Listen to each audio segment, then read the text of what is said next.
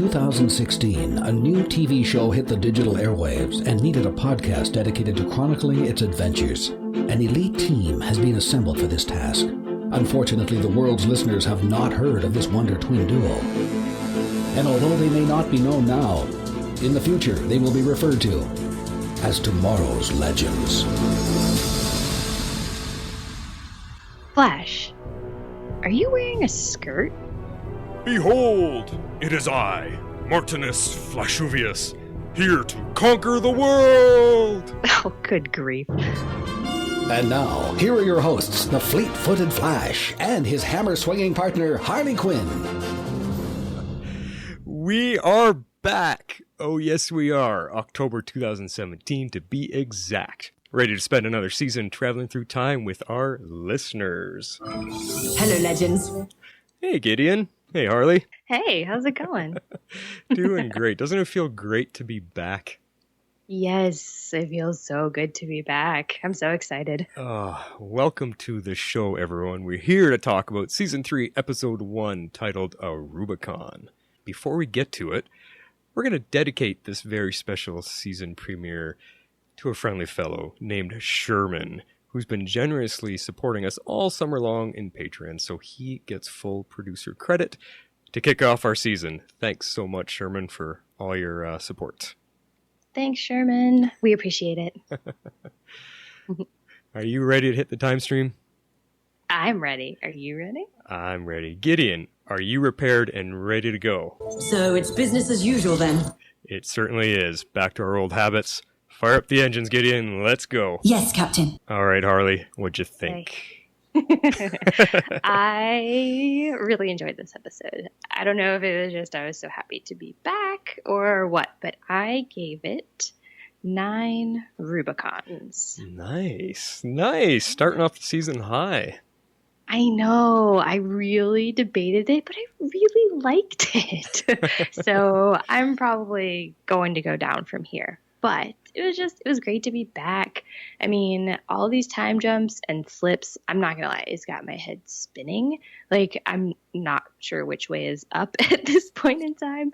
But I like the introduction of a more salty Rip and the Time Bureau. So it's not quite evil Rip, but it's not, the old Rip, I guess we were used to. So I think he'll kind of be an interesting nemesis with the Time Bureau. Mm-hmm. I mean, I don't know.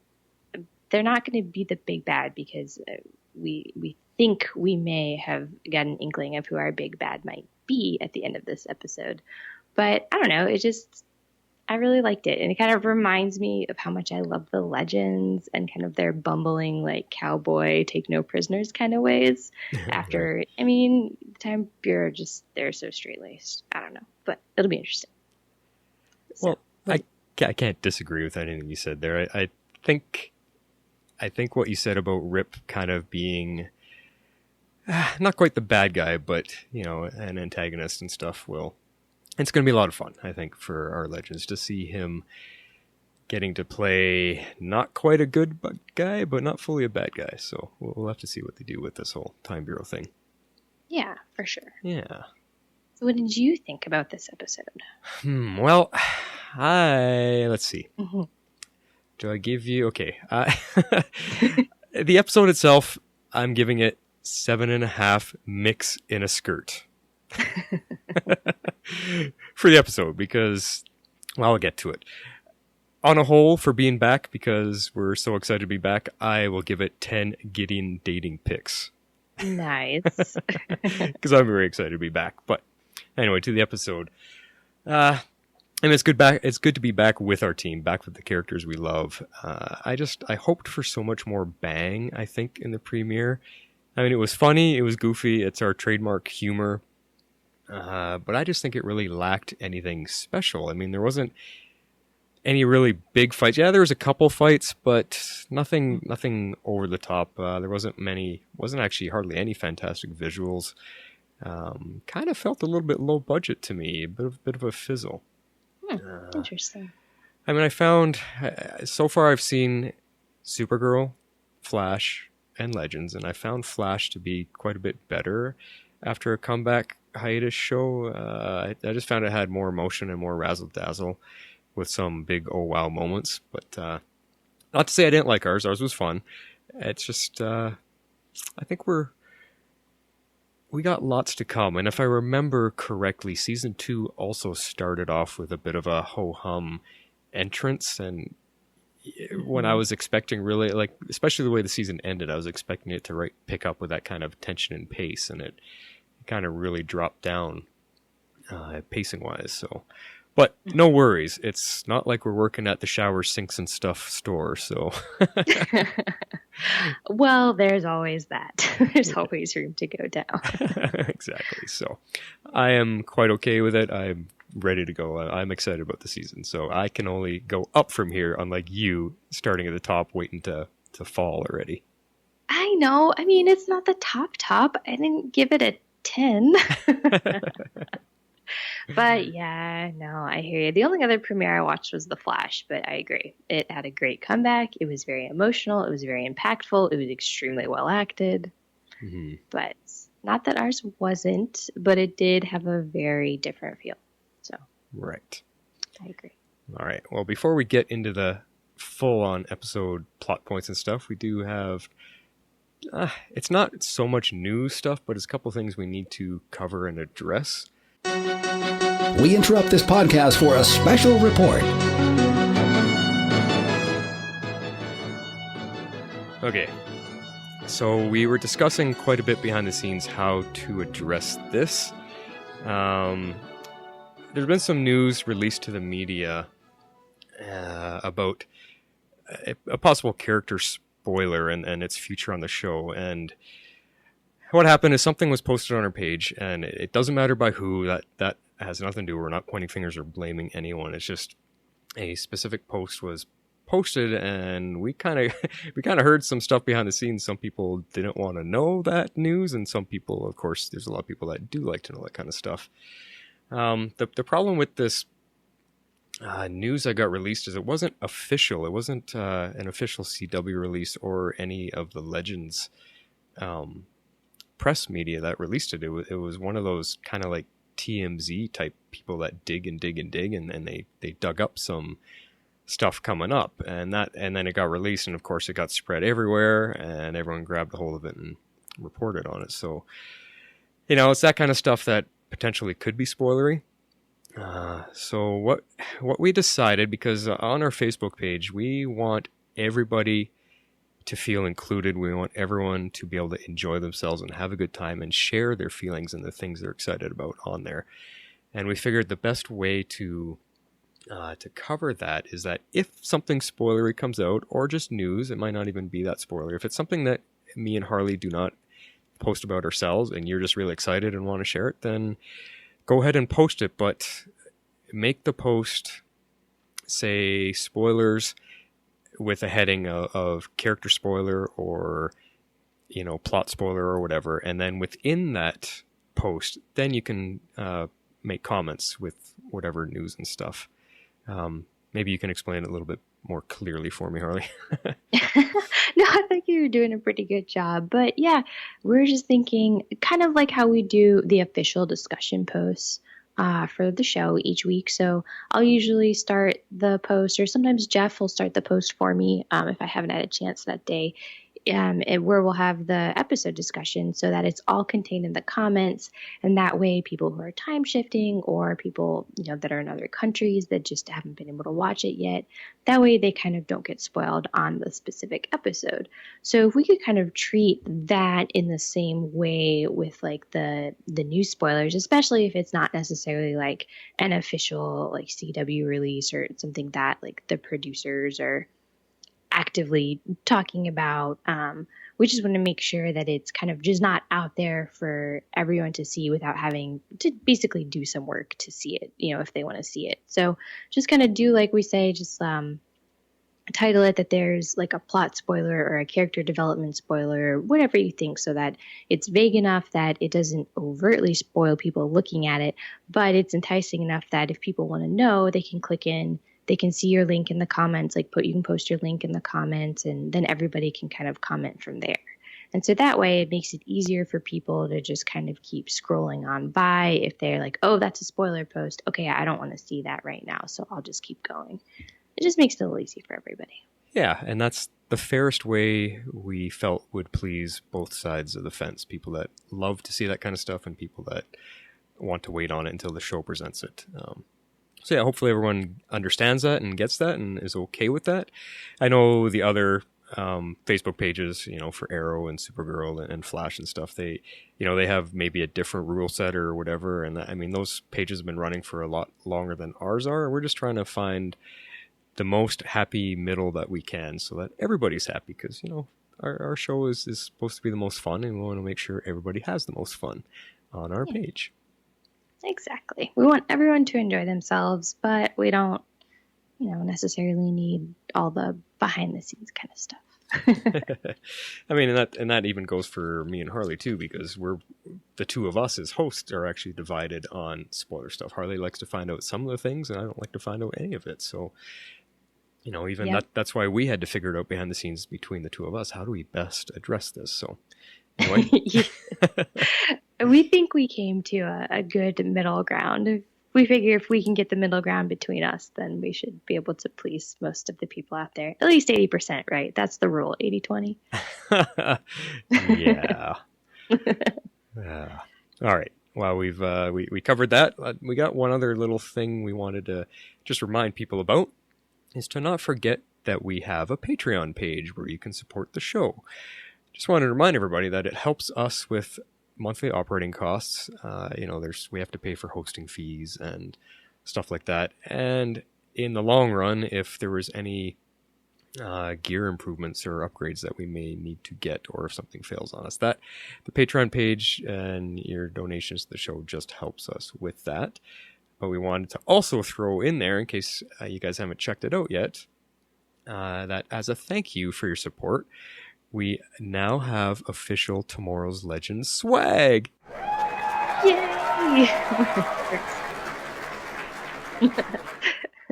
So that we do have that in our possession now. Right now we just have a few t-shirts and stuff, but we are actually designing and creating more because I just got all our logos updated. You guys saw that on the Facebook page, so we are creating some more stuff. That stuff's going to be available to our Patreon supporters first. For different tiers, there's rewards tiers, depending on what you donate. And that can either get you a hat or a t-shirt or a picture or something, other things we're kind of coming up with, to display our logo proud. And after we've released it to the Patreon people, we are then going to also release it to all of you, to all the rest of our listeners. And you guys are going to be able to have a look at what's available and, support us by buying a t-shirt or something, because that would be cool. We thought that would be a lot of fun. Yeah. Give everybody a chance to kind of get some stuff with the show's name on it. That's always kind of fun, It makes everybody just feel more like a community. Yeah, and it's also very unique because there is nothing else in the world called Tomorrow's Legends. So, proudly displaying our mugs on your on your shirt. That's while we could. It's fantastic. It is. Everybody will love it. All right. So to reiterate that in a little fancier form. If you'd like to support our podcast, you can do so at our Patreon page at www.patreon.com/tomorrowslegends. All right. Thank you, Dan, my friend, as always. Shall we get into the show, Harley? Yes, let's do it. All right. Plot points. You got something that you wanted to start off with. You as always, Harley the Professor is looking up some... What's that? No, I was just about to say, I've got to get my history lesson in. That's exactly where I was going. Exactly. You have to teach us something. Whether we should believe, Harley Quinn or not, who knows where she's pulling this info from. Wikipedia. It's still rather interesting. So she's got a little bit to tell us about this whole episode titled Aruba-Con. I know, I thought this was so clever because the way it's written, it's Aruba-Con. So it kind of makes you think of like Comic-Con or Dragon Con or something, kind of fun like that. Mm-hmm. And I had completely forgotten about this term. And all of a sudden I was looking at the episode title just before the show aired, and I'm like, Aruba-Con. And I'm like, Rubicon. I'm like, oh, that's a real word. And so I went and looked up the definition and the history on it, and lo and behold, it directly tied into our episode. So a Rubicon, yeah, I thought it was really cool. I'm clearly very excited about this. So a Rubicon is defined as a bounding or limiting line, especially one that is crossed once a person commits something irrevocably, or like you're committed to it and you can't go back. It's also sometimes called the point of no return. See, that makes sense. Yeah, right? It makes total sense. And so it was derived from this battle that they kept alluding to throughout the entire episode, where Caesar crossed the river entitled Rubicon. It was the boundary between the Roman province of Cisalpine Gaul. I totally just butchered that. But it's basically where we left Caesar, and he crosses that river and takes Rome. And so he apparently utters some famous phrase, and, crossing the Rubicon just forever been committed to our lexicon. So there we go. There's a little bit more information in the show notes. I've put a link out there if you want to check it out. It does just go to the Wikipedia page, but it has some good information. Thought it was pretty interesting.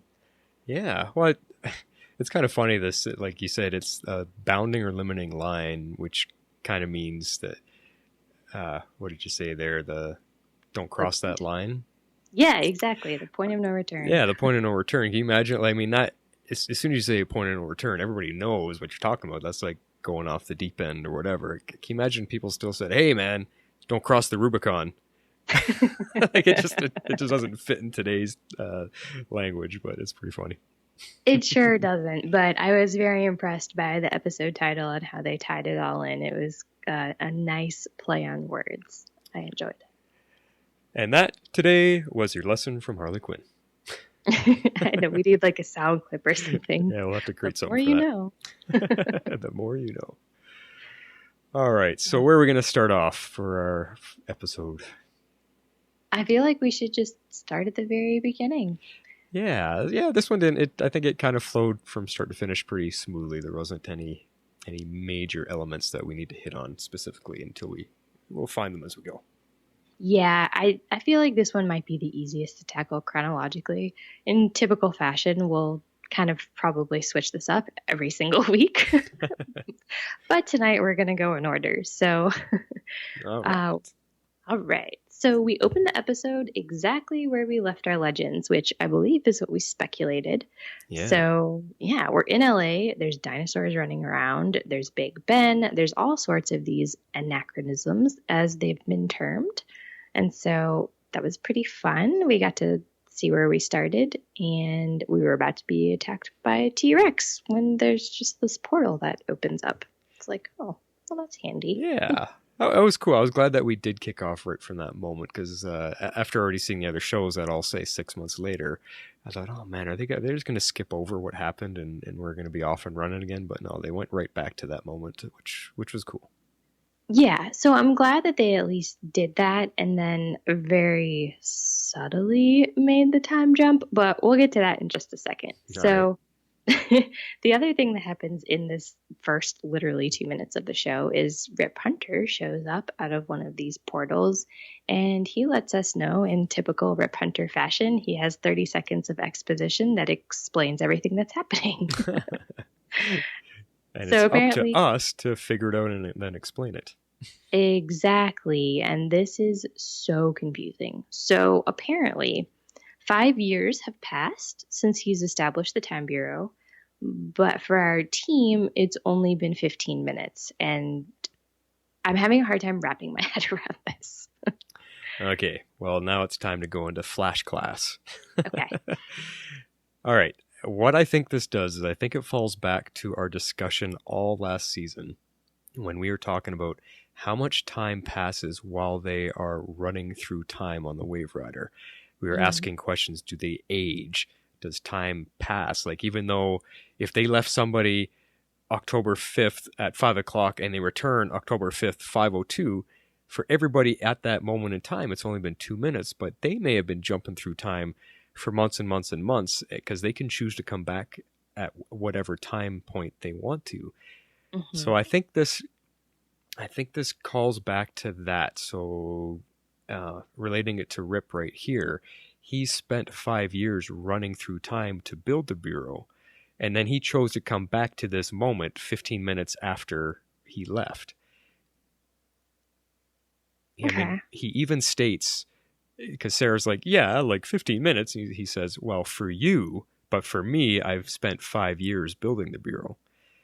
Okay. So just remember, he travels through time. He can choose whatever point in time to come back to. So he chose to come back to that point where they just crash landed and dinosaurs are running around. So obviously he has to come with his team to clean that all up. So that's the point he chooses to come back to. But he's actually been working for 5 years building the Bureau. 5 years of his time, which is outside of the time stream. So, yeah, and still after 5 years after, technically 2017. So technically for Rip Hunter, it's 2022. Well, technically, if he stayed in 2017. If he stayed in 2017, yes. Yeah, so he's put on 5 years of life himself. Which, I mean, that's what we were talking about last season, is do they age? Do they actually, they may have only been gone for 5 minutes or 15 minutes in that time period, but they've actually been gone for 5 years. So do they age 5 years? That's something, man, I wish we could get a hold of the show producers and present that question to them. That would be really cool. I know. I really want that answer. But did that remind you of everything we discussed and help you remember? Yes. Okay. Yeah, that does. Yeah, that makes sense. Okay. That is very helpful. All right. So then. Well, Rip disbands our team. He's like, okay, well, you're done. I've taken over this and I've spent 5 years outside of time doing my thing, building this whole time bureau. So I don't need your services. See you later. So how did you feel about that? Did you have an issue with him acting like their boss and saying you're done, you're fired, or whatever? I mean, kind of. I get it. And I feel like they're still going to defer to him always because he was always the original captain. Mm-hmm. But I get why there wasn't more of a fight because we needed to move the story along and blah, blah, blah. But I feel like there should have been more of a fight. Someone should have at least Sara should have put up more of a fight. Right. Well, this seemed to be a bit of a issue of contention because I was actually asked by a couple coworkers and stuff about how Rip can be their boss and still tell them what to do.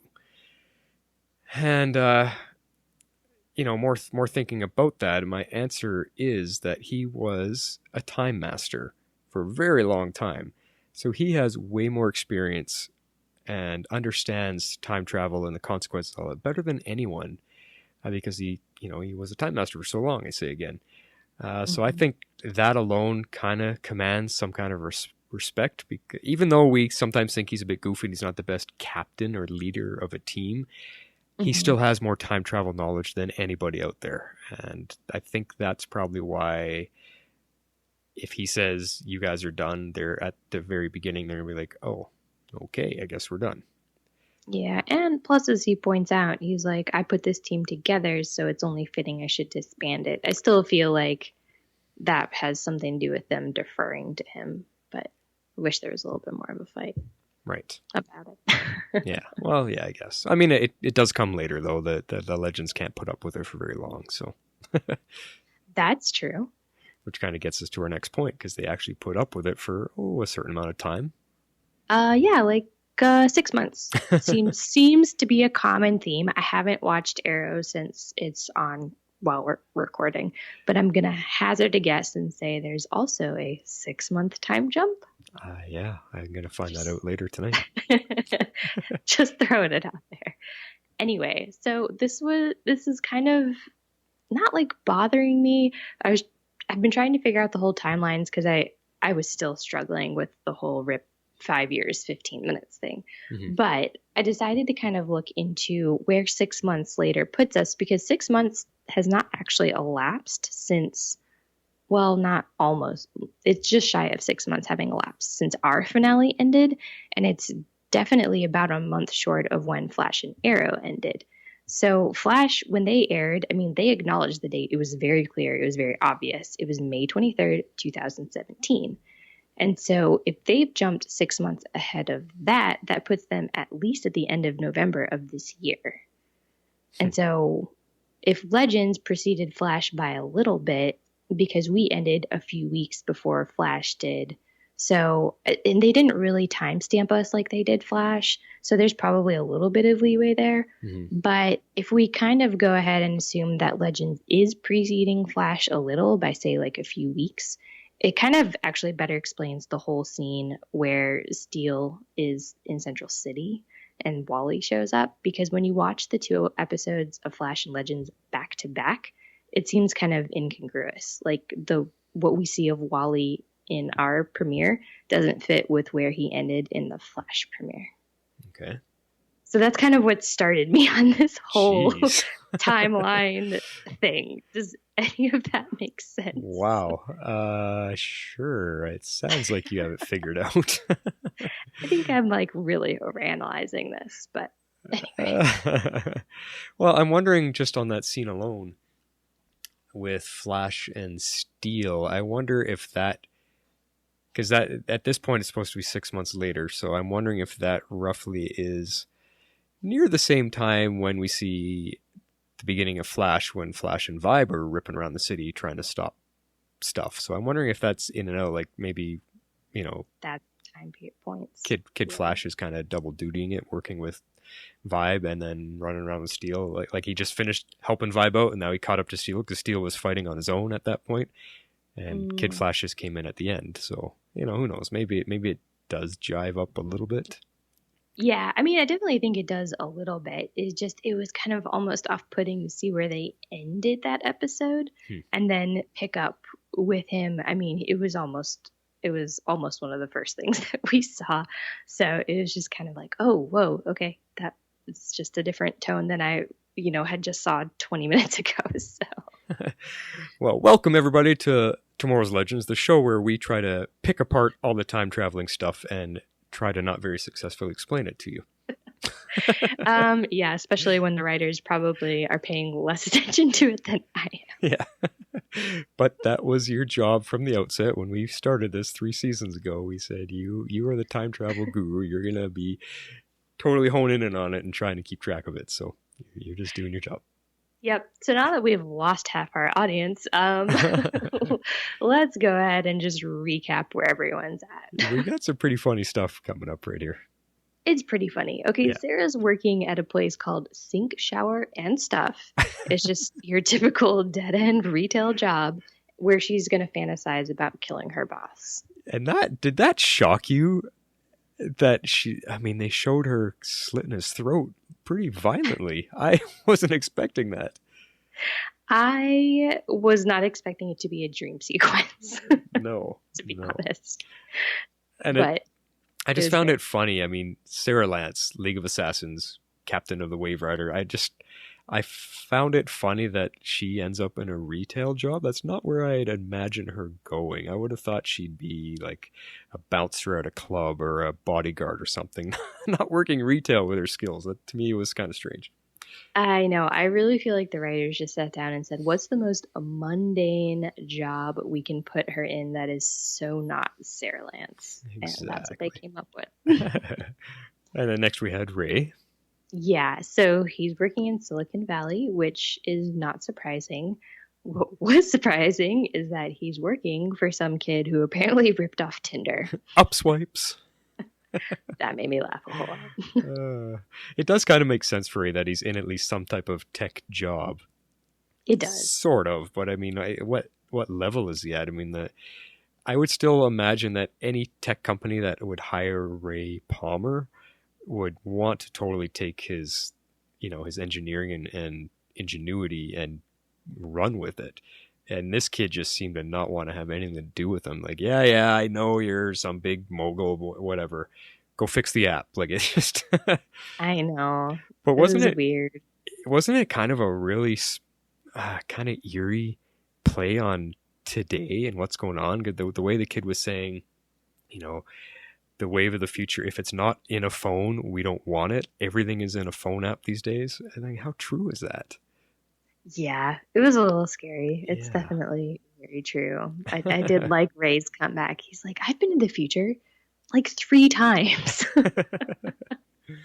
Exactly. So, yeah. And our next character, Nate. Nate. So we saw Nate in Central City, and we already touched on this. right? But he's apparently one of Wally's sidekicks, which was pretty funny. And it was a good cameo. It was a little jarring at first, but it was good. I enjoyed that we got to see Wally. I wasn't expecting it at all. No, neither was I. Yeah. And surprise, he broke up with Amaya, or she broke up with him, as we come to find out. That was kind of surprising to me. Yeah, well, at that point, we don't know why. It was just, they broke up, but just figuring she's somewhere else. But we do find out her story and reason later on in the episode. Yeah, it gets pieced together little by little. Yeah, exactly. But I do want to say good for Nate, though. He's in Central City being a hero, which is what he always wanted to do.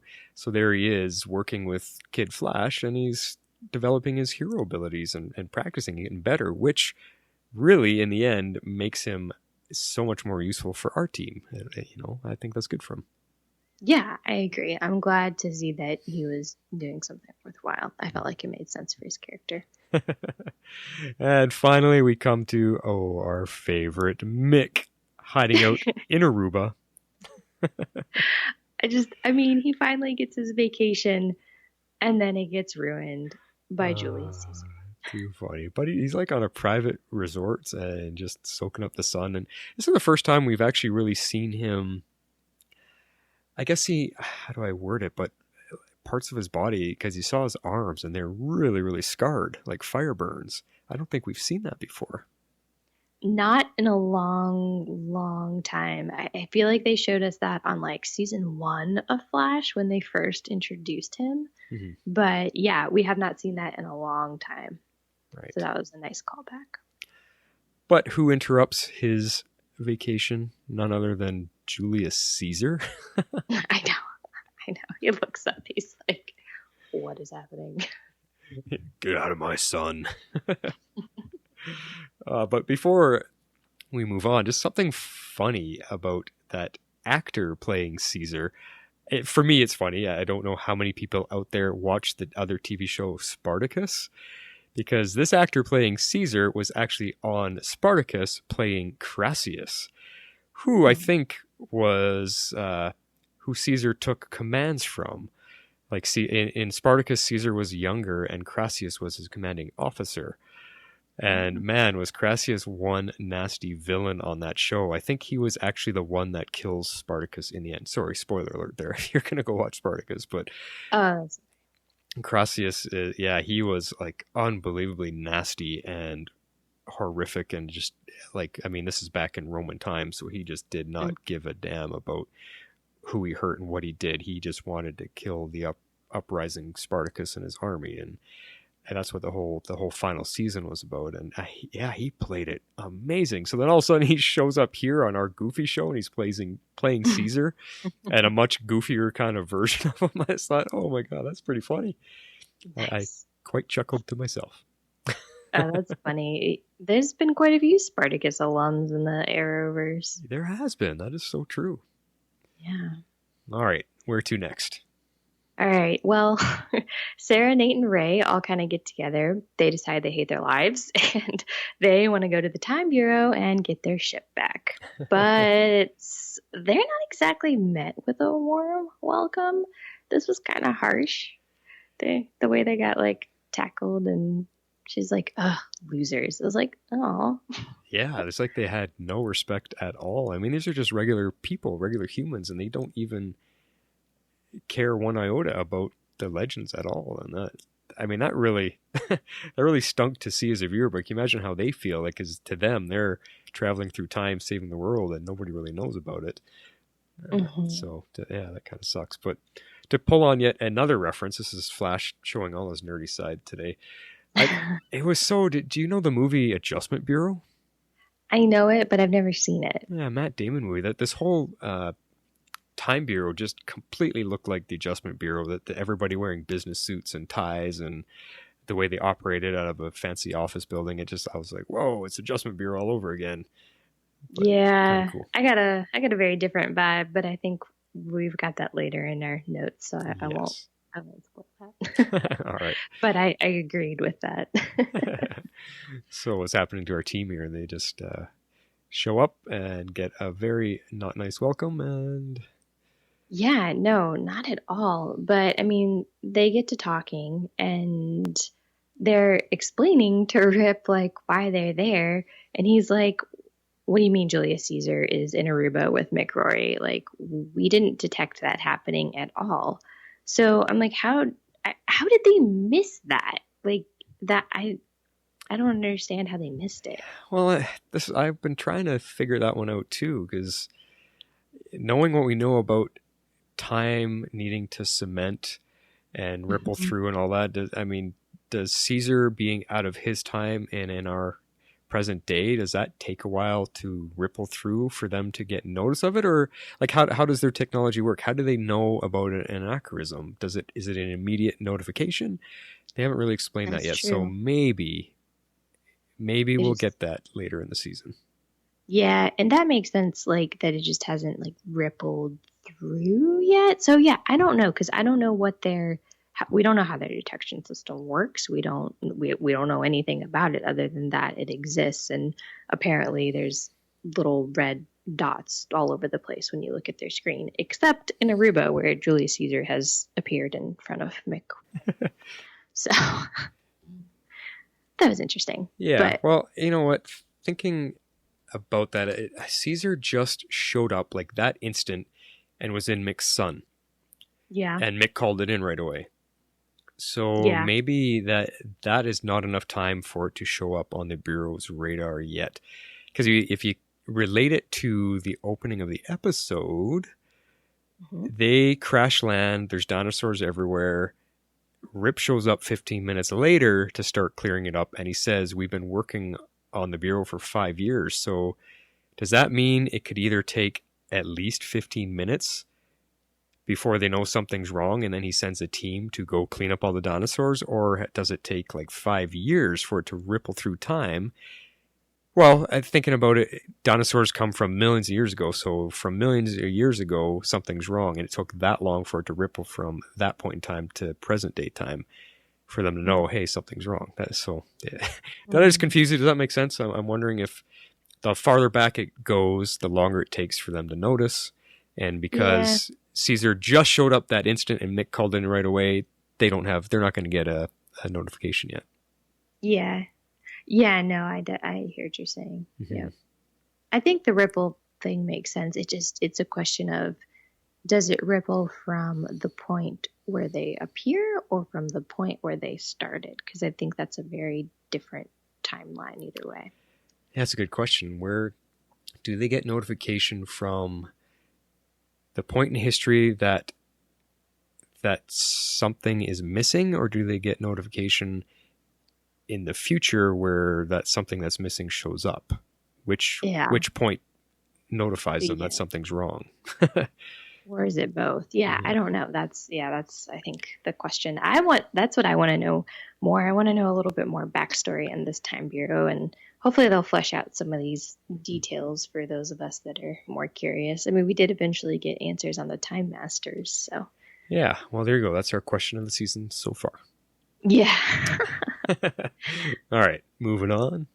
Okay, so this next point, it really just struck me as odd, so I feel like it bears repeating. Like, he's chastising the legends for what they're doing, yet as soon as they're there, like in the Time Bureau, and he's like scolded them, he's like, "Hey, do you want a tour?" And he gets like all excited. I was like, wait, what? What is happening?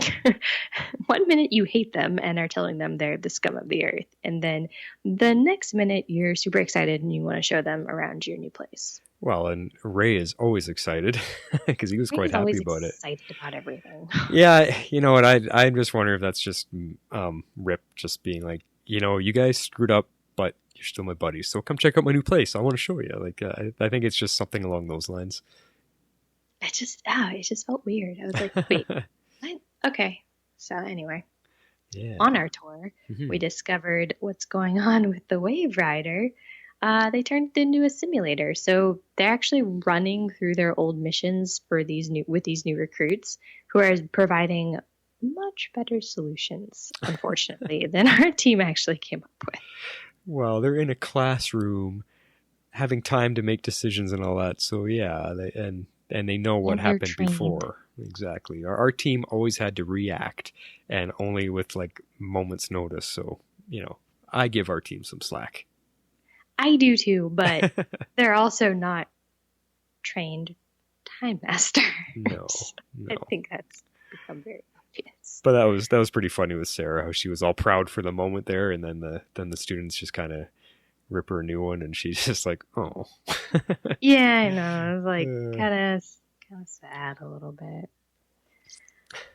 But, well, okay. So this is the point where we actually go to Mick's location, which is interesting because they open their portal like literally right in the middle of the Aruba-Con toga party, and there's too many togas running around, and Julius Caesar gets lost in the mix because even Mick can't find the right Caesar. So he tackles the wrong Caesar, and then the agents tackle him, and they drag everybody across, and then they see that it's just some kid drunk on a beach, whatever.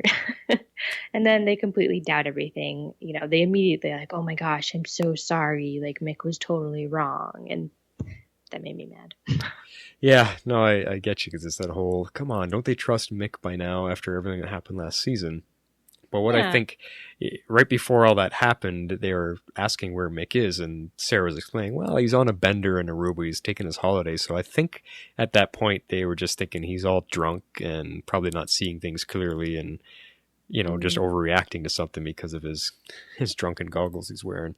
So that's probably why they immediately jumped to that conclusion. Yeah, I know. It just made me a little sad that immediately she's like, oh my gosh, I'm so sorry. I was like, come on, Sara, give him a little bit more credit.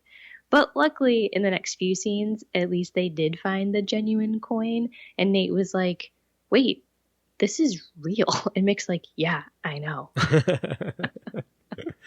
So, that was a little bit redeeming, at least. It was. I do have to say, though, that Mick in that sarong thing, oh my god. Once again, like, they're dressing him up for a good laugh, and it just continually makes me chuckle seeing the silliest outfits that he's willing to put on. It's so funny. Especially the fight scene with Caesar in his little hut there. He's fighting an armored warrior in a skirt. That's hilarious. That's true. That's so funny. I love Mick. I love the wardrobe choices they have for him. Yeah. It's awesome. All right, so what's going on now? All right. Well, Sara totally calls Rip out because they get into an argument, and he's like, well, maybe you should change. And she's like, well, why do we need to change? You said you have nothing left to teach me. And he's like, yeah, well, that was before time suddenly became unglued. And I was like, oh, okay. So there's some unresolved issues here. Yeah. Well, and quite a different interaction compared to last season when we saw them say goodbye. I mean, that was a pretty emotional goodbye. But I guess 5 years of fixing time can make you kind of go a bit sour. I know. And, I mean, he kind of had a point. I hate to admit it, but, I mean, he totally had a point. Yeah. No, I mean, everything kind of came unglued, and I mean, the state of LA, I mean, someone had to fix it. Yeah, you can't argue with them, but you don't have to like it. Yep, exactly. But Sara decided that she's not going to agree with Rip. They don't need to change, and they're going to go fix their own mistakes. So we got to hijack the Waverider, and I was really excited. This brings up another time question. Okay. Is your brain ready for it? I'll try. Back to Flash class. Let's go. I know. I don't know if my brain's ready for it because I can't figure this one out. It's another thing that's been bothering me. So Ray says Gideon has been in sleep mode for 5 years. However, in this timeline, wasn't she technically with the legends 6 months earlier? Because that was when they first came and encountered Rip and the anachronisms in LA, which is presumably when he confiscated the Waverider. He couldn't have taken it, quote unquote, 5 years ago, right? Because it hasn't been 5 years time. I don't know. I'm confused. Is this an error or is this just me not understanding? You know, when you first wrote these notes and I was going through them last night, it was 2 a.m. and you were just hurting my brain at this point. Like, God, I'm trying to figure this out. Okay, I think when Rip came back to disband them, I think he took Gideon at that time and probably used her for a while to set up the Bureau, so maybe she's only been sleeping for part of the time? Like I had guessed, I think the Bureau might not be... it might not be in real time, like I don't know if I was trying to explain that yet. So I think at that point, because he came to disband them, because that's 2017, he came to disband them, fix all the dinosaurs running around, and confiscated the Waverider at that point. And then he goes back in time and continues, doing his thing. So maybe he took the Waverider back in time to the point where he's building the Bureau school and all that. So that's what I mean is maybe Gideon hasn't been fully asleep for all 5 years. I don't know. I don't know. It's so confusing because he shows up when we know the Waverider is and says it's been 5 years, then presumably disbands the team and takes the Waverider, but then somehow Gideon's been asleep for all 5 years. Well, we also have to remember that they just crash landed. So we don't know the state of Gideon at that point. Like, they crashed hard, so she could be knocked out and done. Because when they do wake her up, she's like, we can't go anywhere until we conduct some repairs. So right. I don't think Rip ever repaired her. He just took the ship and turned it into the simulation. And Gideon's never ever been fixed or rebooted or anything. So, doesn't that seem a little out of character for Rip? Well, you would think because Gideon's his girl. So right. I don't know. Maybe hopefully they'll address that. Hopefully there'll be some type of communication between Rip and Gideon later, at some point in the season. I need more answers. So, anyway, I tried. I don't know if that makes some bit of sense. Yeah, no, the out of time thing does help. It's the only way it makes the whole thing work. I just hope they give us some more background. Well, yeah, like maybe you know what I thought I'd said it farther up. Maybe I skipped over it. What I'm thinking about the Time Bureau not being in real time is that if you remember the Oculus in the first season, the Oculus was at the end of time or what? It wasn't really part of the time. Time didn't pass out there. So I'm wondering if the Time Bureau, because Rip knows all about the Oculus and how it operates and all its inner workings, maybe he was able to use the same kind of technology, and the Time Bureau in their fancy office building actually doesn't exist within time. Time doesn't pass for them. Mm-hmm. Something along those lines. Yeah. Which comes up again later on in our nitpicks. I think we'll get back to that point a bit. Yeah, we will for sure. It's clearly been a sticking point for me. So not like in a bad way. I'm just trying to figure it out. I know, and I'm trying to figure it out for you. I appreciate it. All right, but Gideon states that she needs repairs, and who else is going to repair her but Jax? It's time to go find Jax, because we haven't even seen him yet. I know. We made it through like almost half the episode, and we haven't seen 2 of our legends. So we go, and before we go and pick up him and Dr. Stein, we have this little dialogue between the two of them, and we find out that Jax completely hates school and that he would rather be an engineer than learn about being one. Mm-hmm. That's fair. I mean, on-the-job experience always teaches you more than books can. Any day, that's my argument, for sure. It's very true. I mean, to do certain things, arguably, you do need some level of training, but, like you said, books only get you so far. Yep. They really do. We learned that they have to meet once a week for bonding sessions. So to me, that means they can't be apart for more than a week. No, and I'm wondering if there's distance involved with that too. We know they can't get too far apart as well. So that's obviously, that's why he's going to school in the same town that Stein lives in with his daughter, Lily. I was so excited to see her and her news. Wow, yeah. Like, I wonder if we'll get to meet her husband and what's going on there. But obviously, there's 6 months of time that have passed for them. So he's got to really develop at least his side of the relationship with her. But I'm just, oh my God, it's Lily. We had so wanted her back, and we had no idea she was coming back. They didn't talk about it, at least not that we dug up anyway. But after last season, we wanted her back so much, and there she is. Yay. I know. She's back. She's pregnant. I don't know how that's going to work, but it's okay. Yeah. Hopefully we get her on the ship or something, interacting with Ray and Gideon again or something like that. That'd be fun. That would be fun, yeah, just to get her to come back for like a little bit after she has a baby or something. That would be fun. Yeah. Oh, man. All right. Well, we've got the gang back together again, and everybody's debating what to do. And of course, like, Dr. Stein's erring on the side of caution, and he's like, well, maybe we really should let the Time Bureau handle things and all of this. And then Nate's like, you know what? Sometimes we screw things up for the better. Best motto ever. And that definitely has to come back more times this season. I'm sure it will. That was so cool. It has to. Like, I loved that. I'm waiting for them to keep saying it for the rest of the season. Well, it counters Mick's, sometimes we screw things up even worse. I think it's countering that. So exactly. It's very, very apropos, shall we say. Yes. All right. So, and Stein kind of explains something away for it. And that's what I love about this show. Stein explains something for us, which I probably think at that moment, a lot of viewers are probably wondering, hey, how does Caesar speak modern day English so well?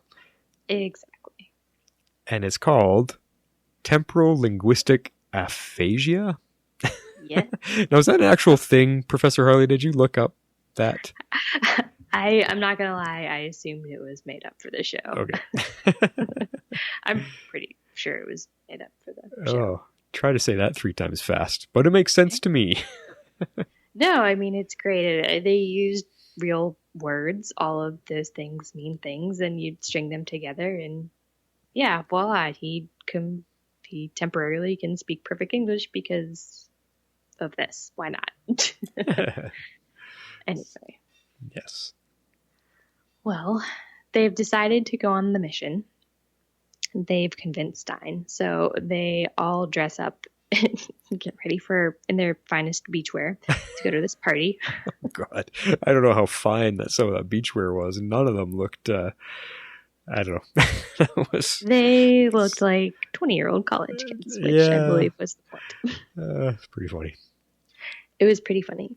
So they're also trying to, I mean, you see, it's funny. You see Caesar on the beach surrounded by all of these like drunk college frat boys. And he's trying to get them roused up and like lead them to war. And they just go off on their chants like, Delta Phi Gamma sucks. I'm like, oh my God, I'm back in college. I like Stein's So comment. bad. He's like, can we just agree they all suck? Yes. Love that comment. There So was a lot of them. Yeah. So, of course, Ray comes up with the brilliant idea to use up swipes to get all of the frat boys distracted so that they can grab Caesar. Mm-hmm. Did you like the nice little touch with the profile? Yes, with the Gideon's, I guess it would be her profile picture. Yeah, they used the real picture. Yeah, of the actress that voices the part, which we saw at the end of season 2. So, which was awesome to have her on there. So it was just a nice touch that they actually used her real face. But what I loved about it was how Gideon was actually all confident when Ray's like, "Okay, now we just need a picture of some hot girl, and I have that handled." She was. I know. It was great. It was pretty funny. Oh, man. Well, they have this nice little fight with Sara and Caesar, which I loved. And they get him back on the ship. And, of course, Rip just sort of beams himself in. I didn't know he could just track them down and be like, hi, I'm here. I mean, it wasn't actually him. It was a hologram, but still, that was pretty crazy. Well, I'm wondering what that is. I'd imagine it's not dissimilar to the Time Master's communication with him when he's on the Waverider performing missions back in the day with them. He's probably added some new tweaks to that, I guess, to be able to keep track of the ship. Yeah, I mean, it made imagine. sense. Mm-hmm. Yeah, but it was just funny because Sarah's like, well, it's not going to take Rip long to find us. And then all of a sudden, his head is floating in the on the bridge or whatever. It was funny. Yeah. But then Sara goes to talk to Caesar in the prison cell. Yeah. And I was actually a little bit surprised by that. It's like she was almost going to him for counseling and asking his advice or his wisdom. Yeah, I thought that was really interesting. Mm-hmm. I was like, oh, okay. I mean, smart because Caesar's clearly, he was a great strategist. And leader. Yeah. So I thought that was pretty interesting that she decided to go to him. Yeah. Well, and I also liked how after she kicks his butt, then now he tries to woo her over to be his Amazon queen and rule the world. I know, right? I was like, well, that's an interesting turn of events. Yeah. And she was like, ruling the world would be nice, but no thanks. She's like, I'm good, thanks. Yeah. But this was her crossing the Rubicon moment. Mm-hmm. So I totally love that. I mean, Caesar's talking about his next battle where he has to cross the Rubicon and he's going to rule Rome for like 30 seconds before he's murdered. And then, so Sara commits to the same thing. She's doing a risky revolutionary action. She's defying the Time Bureau and saying, no, you know what? We're going to fix our own mistakes. Yeah.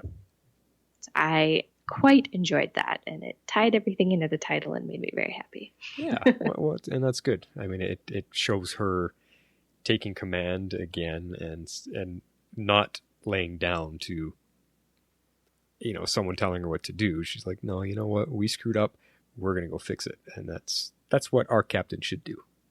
I agree. Mm-hmm. There's only one problem with her plan, which I'm going to mention and we're going to discuss later. Mm-hmm. Caesar apparently steals Nate's book when he takes a selfie with him, which is we're gonna talk about that in a little bit. So don't worry, y'all, that is one of our nitpicks.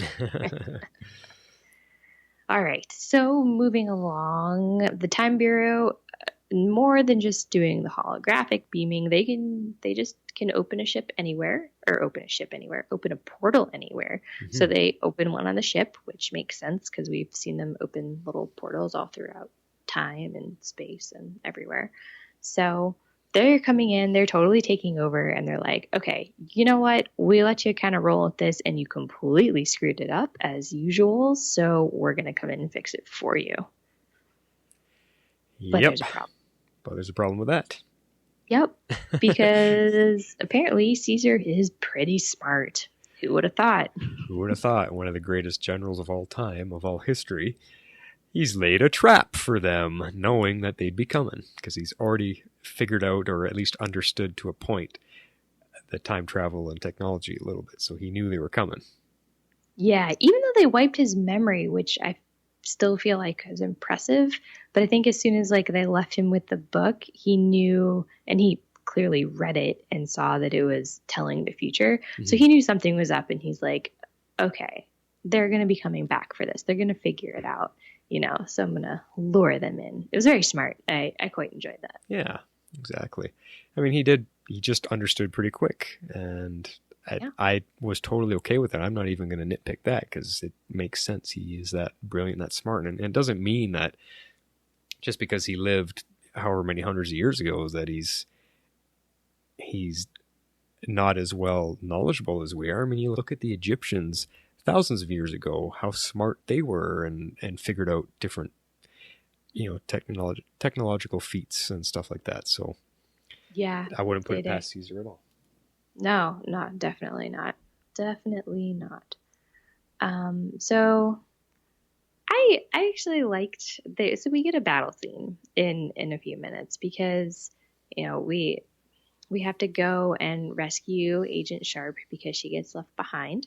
And Rip's like, now what? So he reluctantly agrees to send the legends back so that they can save her. So they, go back in typical form. They make a big scene.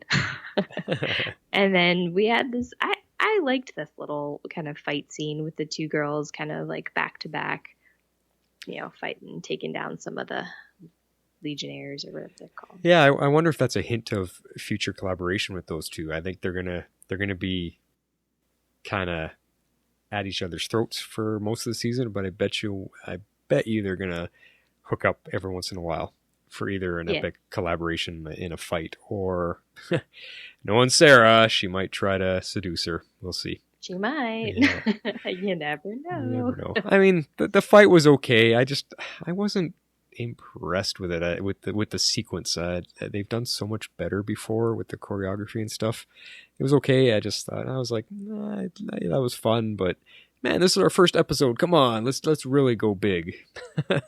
Yeah, So. I don't know. I liked it. I thought it was kind of fun. I like the two of them actually working together. And then at the end, she's just like, I really underestimated you guys. You're so much worse than I thought. It's like, oh my God, of course. Oh, jeez.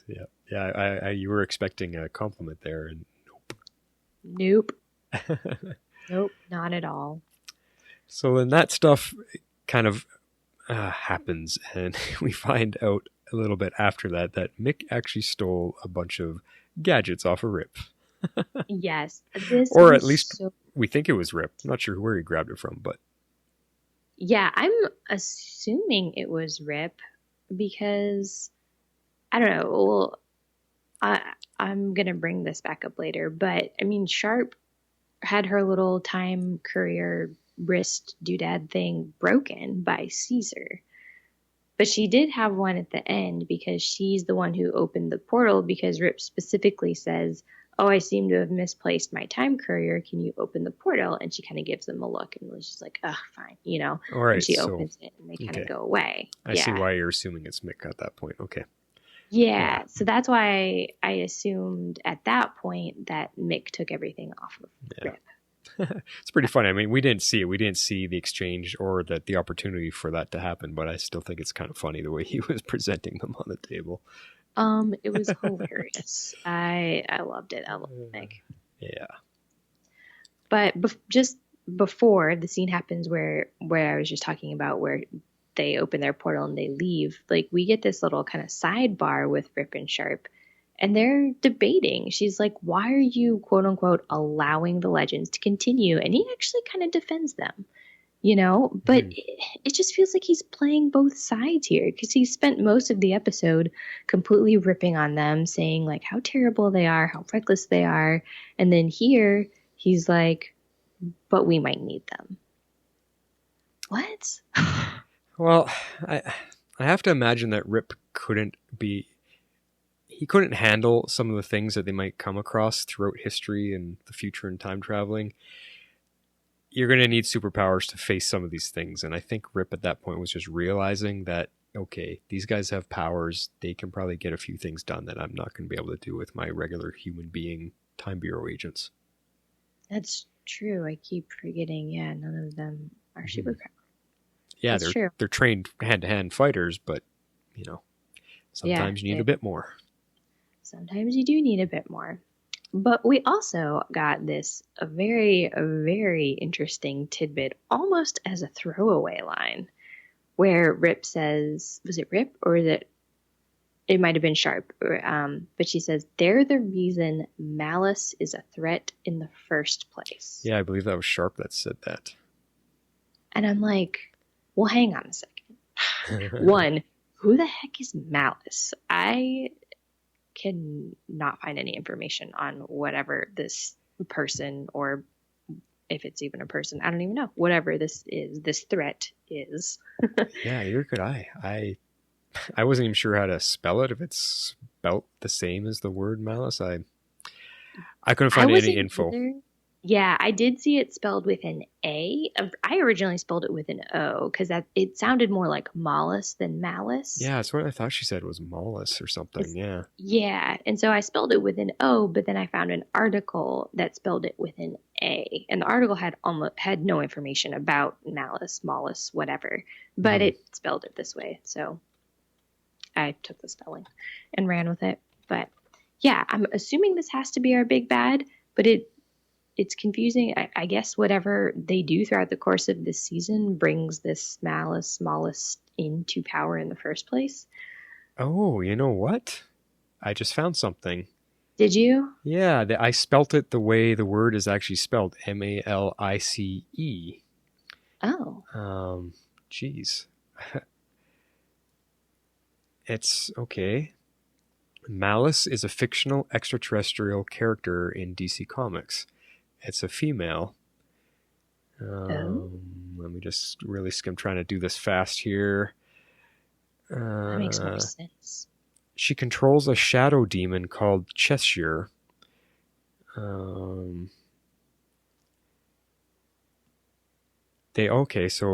She is deadly. Okay, she likes to play games to see who can kill the most humans. Huh. Let me just see if she had. Okay, that doesn't. There's not a lot about her on there, but. Okay, well, there we go. So we did find just a tiny bit. So she's in control of some kind of demon, but it doesn't say anything about the powers or what she can do with it. Definitely sounds more magic-y. Yeah. Okay, so I don't know why I didn't look that up. I didn't even think of that. Well, yeah.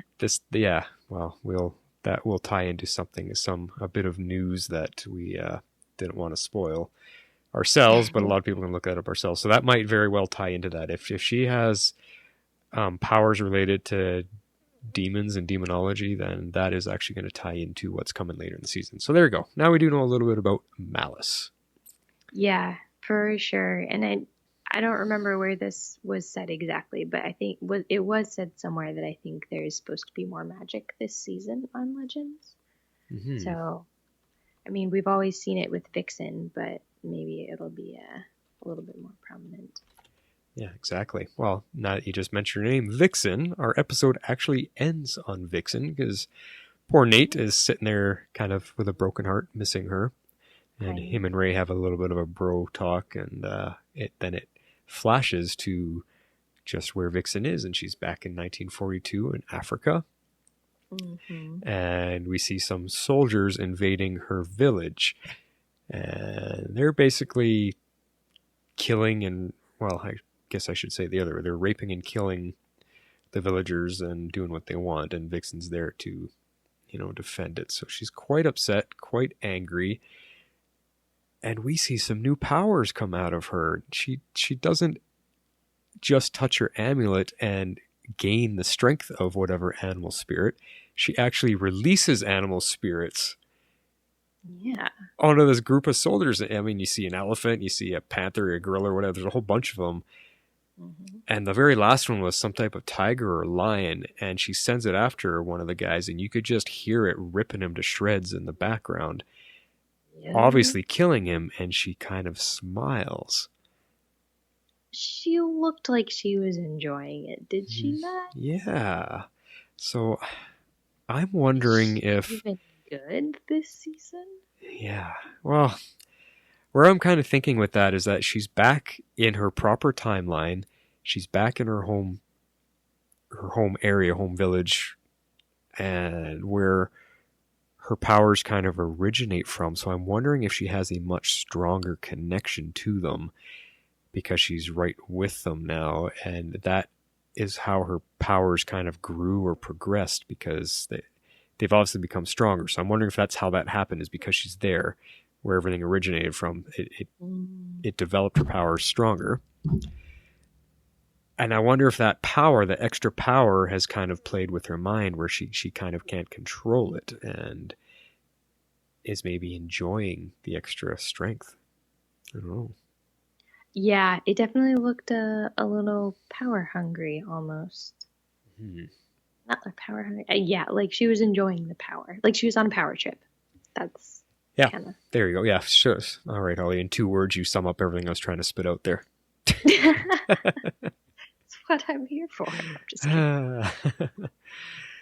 But that about wraps up our episode. Harley, we got to get moving on here. I know this is our opening season premiere, but wow, we've already we've got a heck of an episode already. Oh dear. All right, let's run through these nitpicks real quick. All right. Form of water. All right, Harley. Nitpicks. Yay, it's been so long. I know. I don't know. Should I enjoy nitpicking something so much? Well, I mean, I don't know. It's always kind of fun sometimes. So. All right. You start us off. What you got for your nitpick? All right. It's a couple little things, but it all kind of revolves around the same theme. So, if the U.S. as they know didn't exist after Caesar, grabs the book or whatever, how does the Time Bureau still exist? And I think we've kind of touched on this a little bit, but I couldn't tell if it was like the whole time cementing thing, like the time ripples. It seemed odd that like Gideon says their home isn't there, yet like Rip and his time goons are just walking out of thin air like nothing has changed. But I guess technically maybe it hasn't changed. But this goes back to your theory, right? Yeah, I mean, to agree with you, even when the portal opens on the Waverider there and Rip comes through with his goons, you can see the office building and people working on the other side, like a window. Yeah. So yeah, like you're totally right there. It's like, okay, well, obviously they're still there. Obviously things are still going on. But as you said, and this is where I had thought I had brought it up before and tried explaining, I wonder if it's similar to the Oculus in season 1. Again, I wonder if the Time Bureau, their headquarters, that big office building, is essentially the Oculus rebuilt. It's not in time. They have a location there, but it's not actually part of the timeline based on whatever type of time travel technology that Rip is able to get from the far future end of time where the Oculus was. So that they're kind of like displaced or outside of the timeline is what I'm guessing. I agree. I feel like that's the only way it's going to end up working. Mm-hmm. Yeah. So because otherwise, I still don't get the 5-year thing with the Time Bureau. So it's not necessarily Rip ending up 5 years in the past after the time quake. It's just 5 years have elapsed for him. Right. So yeah, it's just kind of crazy. But then my other kind of nitpick, semi-related, was just that Sharp's time courier was destroyed by Caesar. So how does she have one at the end of the episode? Because hers is destroyed, and it looks like Mick took all of Rip's stuff, but all of a sudden she has one to open the portal at the very end. Yeah, and you know what? When I read this, I went back and watched that part of the episode, and yeah, when she gets into a tussle with Caesar, he grabs her before she gets to go through the portal, and he rips off her little time bracelet there, and he steps on it, crushing it. So yes, hers was destroyed, so she should not have one.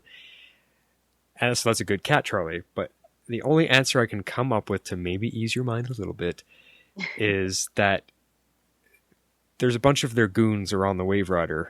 So maybe, and she's obviously the captain or the commanding officer next to her, underneath Rip. So maybe she just asked one of them to give her an extra one.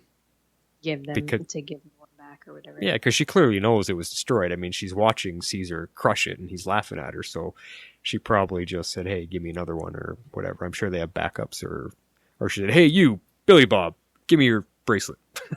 Yeah, true. It's probably more like it. Yeah, something like that. Okay. Well, now on to your nitpick. I think a lot of people had this nitpick, so let's take it off. Well, that scene where Caesar ends up with the history book, that is my nitpick. It just wasn't done right. Nate's holding the book. It's not a little book. It's not a little pocket diary novel. It's a big-ass textbook, thick thing. He closes it and then reaches behind his back to pull his phone out of his back pocket. Where'd the book go? He didn't shove it in the back of his pants. He didn't stick it in his pocket. It's too big. Does he just let it go? Does he just drop it on the ground? Like, at what point does Caesar grab it? I mean, Sarah's standing right in front of them, looking at them 2 feet apart. She would have seen anything. She would have seen Caesar grab it. She would have seen any of it. She's a trained assassin. She knows how to do that stuff herself. So how does Nate not notice as they're walking away, oh, wait, where's my book? Like, Right. the whole scene was not well conceived, and that really drove me nuts. Because Yeah. as he's walking away with Sarah, you see Caesar lift up the book and kind of smile like, ha ha ha, dumbasses. Yep. Yeah. So it's like, seriously. I don't have much to counter this. The only thing is sometimes, and I don't think he was, but sometimes Nate carries a bag with him. So I was like, well, maybe he had a bag and he put it in the bag and Caesar stole it out of the bag. But I don't know that he had a bag. Don't think I saw a bag there. Yeah, I mean, I know. it took 2 hands to hold the book open. And like I said, he closes it, drops it down below the frame of the picture, and then reaches around behind his back with one hand to pull his phone out of his pocket. So where is the book at that point? Is it in one hand? And does Caesar just yank it away from him? Like I said, Sarah would have saw that. It's just like, ugh. Did he put it on the ground and then just walk away? Well, he would have had to have dropped it then. But we don't see Caesar bend over to pick it up. Caesar just walks away and it's in his hand. So I don't know. Poorly done scene. Ugh. Yeah. Anyway, now I also have a bit of a side pick. I'm calling it. Okay. I'm unsure of the whole Time Bureau the way it was presented. They kind of seemed goofy and not well trained to me. Sort of how Rip was in the first season. Remember when we were like, this guy, how can he be captain of his ship? He's a bit goofy and doesn't really know what he's doing. Mm-hmm. Except for Agent Sharp, of course. She seems pretty tough as nails, almost Sarah-like. Mm-hmm. So how could they do any better or fight off anyone at all compared to the Legends? And then along with that, the obvious Men in Black ripoff with the whole time wipe or memory wipe thing. Could they have not been a little more creative, unless they're actually paying homage to Men in Black, which the show often does pay homage to other shows. So yeah, I think that might be it. I feel like they were kind of overtly on purpose trying to have a more Men in Black feel. That's the feel that I got from it from the beginning, was Men in Black. Which kind of makes sense when I was saying, it reminded me of the Adjustment Bureau, which also is very similar to the Men in Black office because they're all in suits and ties and run everything very efficiently. So yeah, it all makes sense that maybe they're just, yeah, kind of mimicking if any of them are bald, they're going to look like observers from Fringe. I mean, Exactly. See? Yeah. All right. So that's our nitpicks for this week. And now we're moving on to our favorite voted on most popular segment. 3 seasons in a row. Well, 2 seasons in a row, but definitely going to the 3rd season. What time is it, Harley? It's time for quotes. Quote of the week. Shape out an eagle! All right, what you got up for us? Funny quotes for the first episode of this season. The first quote is entitled The Walking Dead. All right, here we go. This isn't auditions for American Ninja Warrior, you know. And how many times have I told you not to play with the merchandise? Oh, I know that look. It's the look of someone who thinks they could have gotten a better job. Well, let me tell you something, Freckles. You're lucky I even hired someone who had been reported dead twice, especially in this economy. What? No, thank you? Cut to Sarah slitting his throat. I have to say, that is probably the first time ever we've had a quote of the week by not even a support character, just some random guy who happened to have a couple good lines in the show. I know, but it was just, as soon as he said, someone who's been reported dead twice. I couldn't let it go. It had to go in. They were totally calling it out and making fun of themselves. So Totally. All right. What's number 2? come on, pretty Rory. Yeah. Boss, Rory? I got a situation. I think I bumped into one of those mechanisms. Mechanism? Anachronism. Anachronism? Yes. Julius Caesar is in Aruba. Seriously? Seriously. I got him tied up in my casita. What do you want me to do? I mean, it's very Mick. I needed a very Mick quote. We cannot not have a Mick quote. I want to ask you, though, do you get the title? That was the only one you left untitled, and I named it. Do you understand where Come On Pretty Rory is coming from? It sounds super familiar, but I can't put my finger on it at the moment. You're right, it is the only one I left untitled. I couldn't come up with a good one. Where is Mick? He's in Aruba.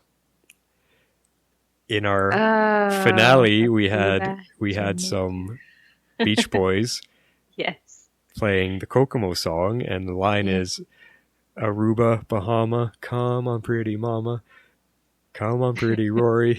Yep, I got it. Got it? All right. Yep, I was like, I know it's right there, but I can't quite get there. You're a bit out of tune with me right now, all right? Oh, it's okay. It's getting not super late, but it's getting a little late. So all right. Yeah. Well, moving on then. What's quote number 3? It's called Suits. I didn't know Men's Warehouse gave group discounts. What's wrong with you people? Do you want to get shot? Totally rather get shot than look like a Sears model. You need some Nate Stark. I mean, come on.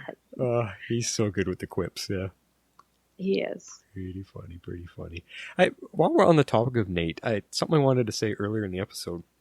Did you kind of, especially when they're on the beach and their 90s beach attire, did you kind of notice that I think Nate, the actor Nick Zano, do you notice he's kind of put on a bit of weight?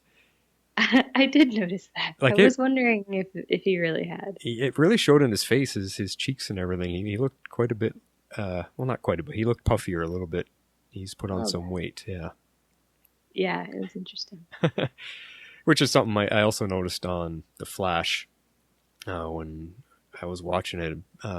Grant Gustin is actually beefed up a little bit. His arms were quite pumped up in there. And then Wally West has gotten a lot skinnier. He just looked like gaunt almost. Yeah, he did. He looked pretty tiny. Jax looked a little bigger too. Yeah, so I guess they weren't tasked to stay in shape in the off season. Maybe some were and some weren't. I don't know. Maybe. All right, what's your final quote of the funny week? Great Caesar's ghost. Well, then today is your lucky day.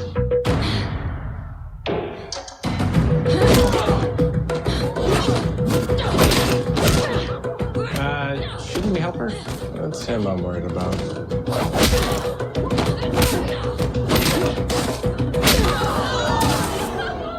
Yep, I'd say our work here is done. And to quote the great conqueror himself, we came, we saw, we Kick Caesar's ass.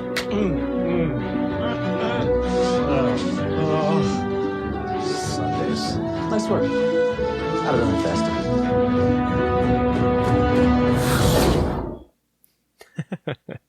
Nice work. I'd have done it faster. Yeah. Those are some seriously hard-sounding hits. Holy cow.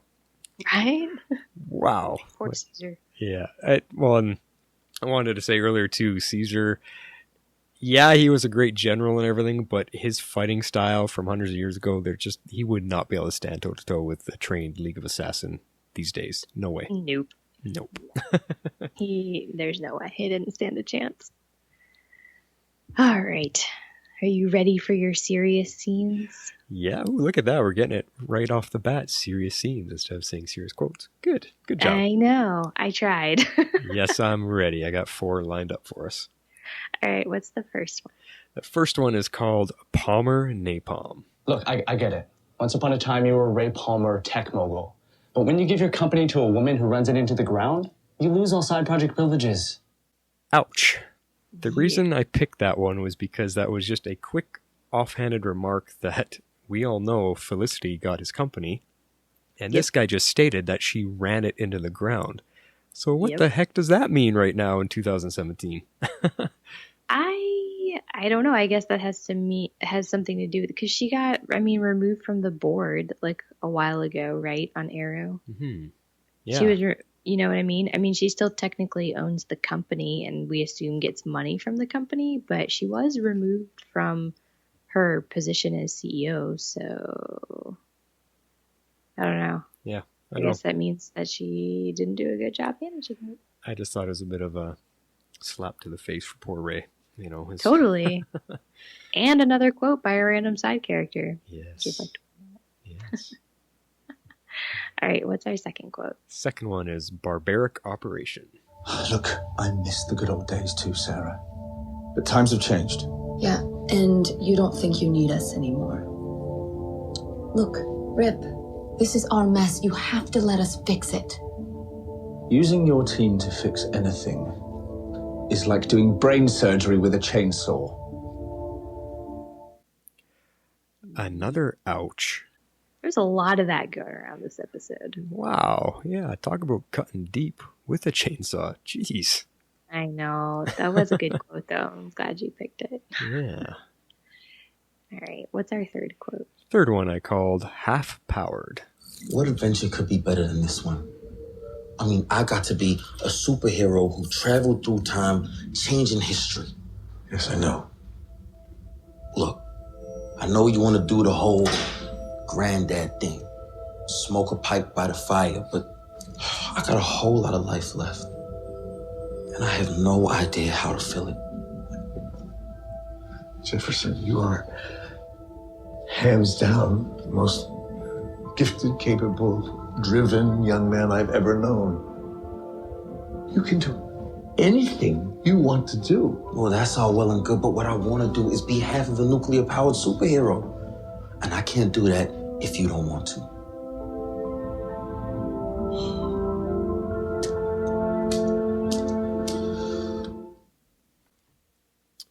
Yeah. Oh, there we go. Starting off with a bit of heart-wrenching, sad stuff. I know. That was a good speech, though, by Jax. I felt for him. It was. Made me feel for him, too. All right, what's our last one? Last serious scene is Mick around a while. What's that? It's a portal thingy. A communications thing. And yes, a memory thing. So I guess that means you're staying. Well, I gotta have to. You'd be dead without me. Cheers.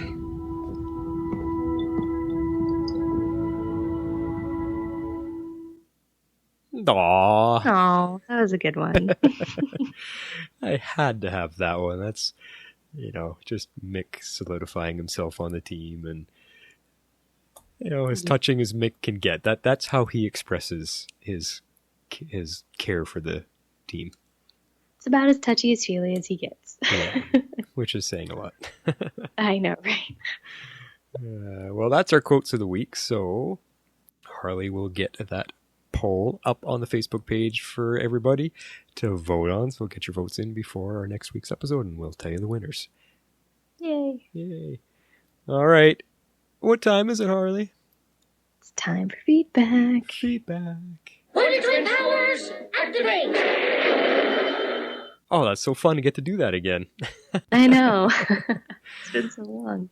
All right. So for our feedback, we got a couple in. Got a couple in this last minute flurry early today, actually, which is okay. I think for feedback, Harley, we did say Wednesday midnight, but in actuality, I work until 5 o'clock on Thursday, so you guys can go ahead and send feedback in all day Thursday as well. I think if we push the deadline to, let's say, 5 p.m. Mountain Standard Time, 7 p.m. Eastern on Thursday, it'll be here when I get home, and I will have enough time to actually incorporate it into the show. Does that sound all right to you? Hey, it's fine with me. All right. So the new deadline time is Thursday, 7 o'clock Eastern for feedback. And to kick off our show, why not lead it off with a good friend of ours, Mr. X-Force 11, Jeff Gentry, over from Gotham Undercover, a GSM podcast that he hosts. He has our very first voicemail. Here he is. Hello, Flash and Harley. This is X-Force 11 calling in from Gotham City. Good episode of Legends tonight. It's good to see the team back together for the most part. And I'm looking forward to this season. I'm interested to see how it's going to play out with this new bureau that Rip has got going and the big bad. It's going to be interesting. I really would like to see some more characters on the team. I would like to see maybe Wally hang out a little bit more, maybe Jesse Quick. I'm looking forward to the new characters, but like I said, I really enjoyed the kind of the tone of the episode and glad we're back. All right, X-Force 11 out. See y'all in Gotham City. Awesome, Jeff. Thanks for sending that in to us and being on our premiere episode with us. Yay. I actually owe him some feedback. I'm 3 episodes behind on Gotham. I have not watched it. I know, and I'm trying to avoid everything. Because I'm hearing mixed feelings about Gotham. And, oh no, ignore all the naysayers. Okay. It is fantastic, and I can't believe you're 4 episodes behind now. Well, I'm gonna watch them. I'm gonna have a Gotham marathon. Don't worry, Jeff. Okay. I will get to you. But again, thanks for the show. You know, like he had said, it'd be cool to see Wally West on there a little bit more, and he mentioned, of course, Jesse Quick. That would be very, very awesome. I think Jesse Quick should actually become part of our team. I think we talked about that before. That would be pretty cool. I would like to see her. Yeah, but we're getting Isis, so we'll have to see how she is. Yeah. And but anyway, thanks, Jeff. Great to hear from you as always. All right, our next one is a voicemail from another dear friend of the show and a dear friend of ours, Ms. Green Butterfly, fluttering in to say hello. Hi, Flash and Harley. This is your eye in the sky Green Butterfly, and I really missed you. Aww. Showers, sinks, and stuff. Oh no, someone's gonna get assassinated. For real. That had to come to an end. What? Rip started a stuffy bureau where everybody just does everything by the rules? Okay, so they're a little bit cool. I really liked the portal makers and the flashy thing. That was really entertaining. Here, Rexy, go through the nice portal back to the Cretaceous period. There you go. Good dinosaur. Mick brought the laughs as usual. Really glad that Professor Sign decided to stay with Jax so that he could fulfill his destiny. And wow, look at Amaya fulfilling hers in Zambezi. That was really cool. I'm glad in the end that Rip decided to stand up for the legends, even if they do fix things with a chainsaw. I mean, it's more fun that way. Could you imagine what this show would be like if everyone just followed the rules all the time? Can't wait to see what anachronisms come next. This episode gets 8.5 sharp shower and things employees. Man, Mick has got to stop playing with that flashy thing. I can't remember where I'm supposed to go next. If he keeps doing this to me, I'm going to forget my mission. Oh yeah, my mission is to help the Green Arrow fight darkness and corruption and bring hope. That's it. That's where I'm going. Star City is my next stop. See you there, Flash. I know you'll get there before me. You're so fast. Have a super week. Green Butterfly out. Oh, we are strong. We are many. Oh, how I've missed Green Butterfly as well. She's always so sweet to us. I know. Her feedback was awesome and hilarious, and I agree. The portals are pretty cool. Yeah. And I will definitely be seeing you in Star City after this, because that's where I have to head shortly. But I'm glad she's excited. I'm glad she enjoyed all the nuances and changes, and that our show is back to its good old self and trucking right along. Yeah. Yay. Thanks, Christina. Thank you. Yep. Next, we got an email in, and this was our, this came in, boy, right under the wire, and that is okay. It's an email from ArcPhase. And he says, "Greetings, Wonder Twins." Gee, it's funny people still remember that, eh?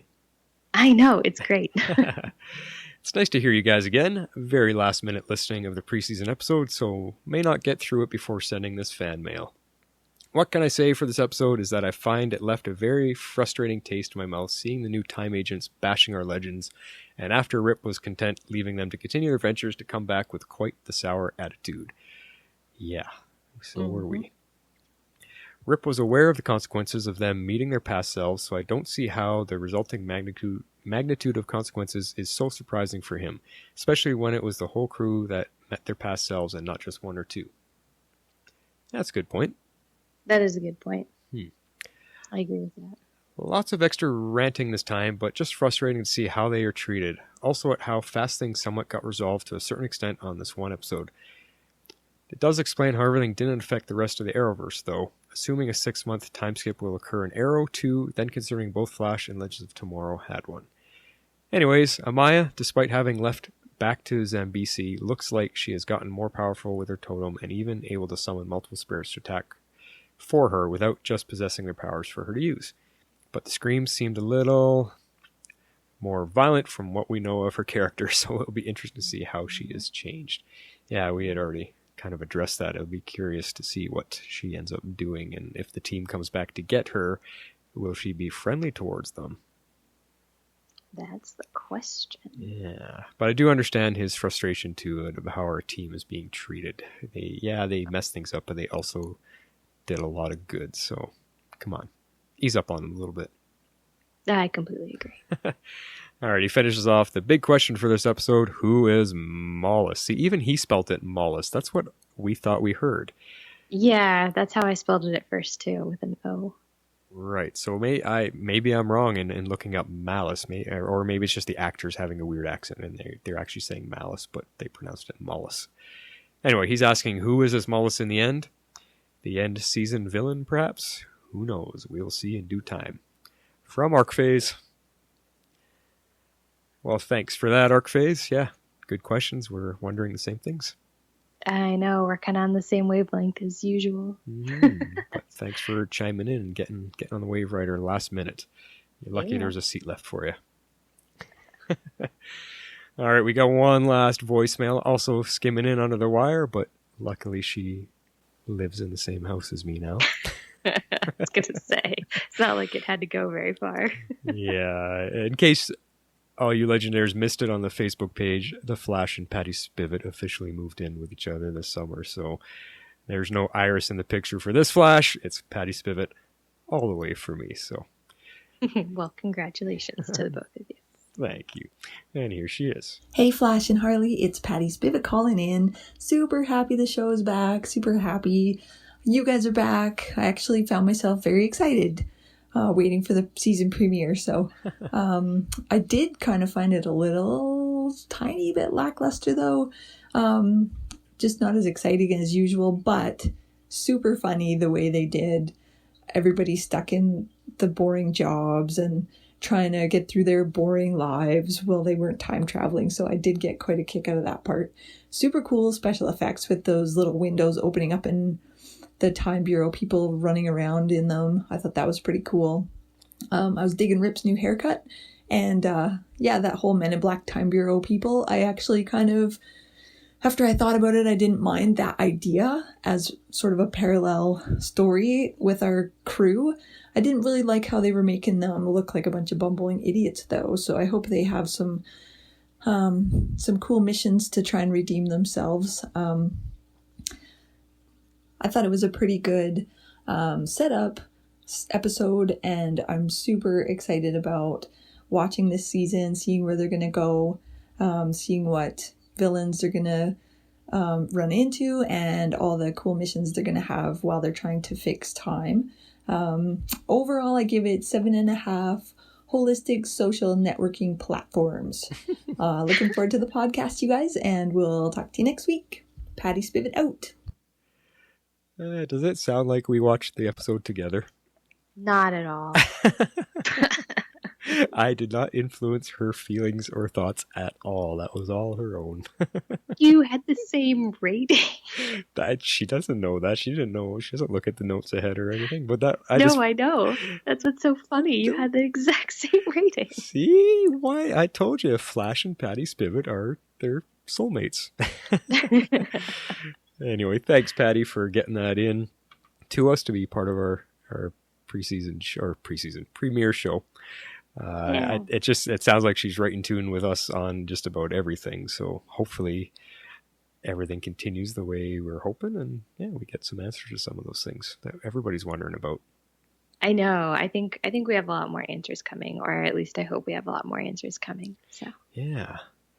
Well, that kind of sets us off and flying. Yeah, it sure does. We're into the time stream. And I think, by the sounds of it, everybody's excited about this season. Everyone's wondering where we're going to go. Our show just picking right up where it left off with its sense of humor. So it looks like we've definitely found our groove, and that's how our show's going to be. Yeah, for sure. I really enjoyed it. It set up the tone great, and I think it's just going to be a ton of fun from here. Yeah, exactly. I'm excited.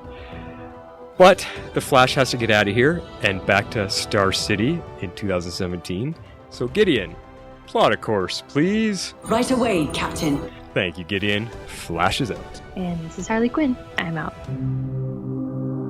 Tomorrow's Legends is not affiliated with CBS, Warner Brothers, or the CW. We're a fan-made podcast for entertainment purposes only and are part of the Cybercast Network. Find our podcast in iTunes. You can leave us a rating and review. We'd love that. As well, we can now be found in Google Play Music.